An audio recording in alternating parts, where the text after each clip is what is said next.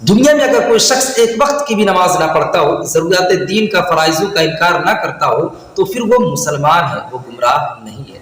लेकिन अगर कोई शख्स नमाजों की पाबंदी भी करता है, कुरान की तिलावत भी करता है, तहज्जुद की नमाज भी पढ़ता है, लोगों की मदद भी करता है, तस्बीह व तहलील भी करता है, अल्लाह का ज़िक्र खैर भी करता है, साथ ही साथ अगर वो सहाबा की शान में गुस्ताखी भी करता है, अहले बैत की शान में भी गुस्ताखी करता है, तो फिर वो गुमराह है। उस बेनमाजी से कहीं ज्यादा ये बदतरीन इंसान है जो नमाजों की पाबंदी तो करता है मगर सहाबा के शान में और अहले बैत के शान में गुस्ताखी करता है। अल्लाह हम सबको अहले बैत से और सहाबा से मोहब्बत करने की तौफीक और रफीक अता फरमाए।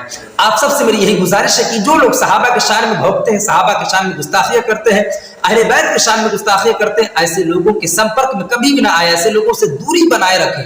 क्योंकि हो सकता है अगर आप ऐसे लोगों के संपर्क में आएंगे तो आपके दिल में जो सहाबा और अहले बैत की मोहब्बत का चिराग रोशन है वो बुझ सकता है। क्योंकि संगते सोहबत सोहबत असर, सोहबत का असर बहुत गहरा पड़ता है। आप इसी बात से अंदाजा लगा सकते हैं कि गुलाब का फूल अगर मिट्टी पे रख दिया जाए चंद मिनटों के लिए तो उसकी खुशबू जो है मिट्टी में उतर जाती है, फिर वहां की मिट्टी महकने लगती है।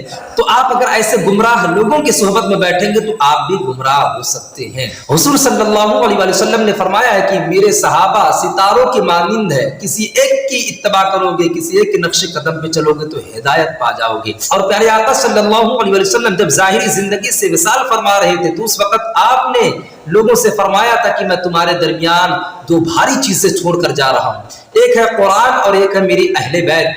दोनों को जो मजबूती से थामे रहेगा, जो दोनों को मजबूती से पकड़ के रखेगा, वो कभी दुनिया में गुमराह नहीं होगा। लेकिन आज कोई कुरान के दामन को मजबूती से पकड़े हुए है और अहले बैत के शान में गुस्ताखियां कर रहा है, कोई अहले बैत को मजबूती से पकड़े हुए है और कुरान के शान में गुस्ताखियां कर रहा है, तो ये दोनों लोग गुमराह हो रहे हैं। और जो लोग कुरान को भी मजबूती से पकड़े हुए और अहले बैत को भी मजबूती से पकड़े हुए, वही लोग कामयाबी के रास्ते पे चल रहे हैं, वही लोग हिदायत के रास्ते पे चल रहे हैं। और जो लोग बरेली के ताजदार आला हजरत के नजरिए के हिसाब से जिंदगी गुजार रहे हैं, वही लोग कामयाबी के रास्ते पे चल रहे हैं।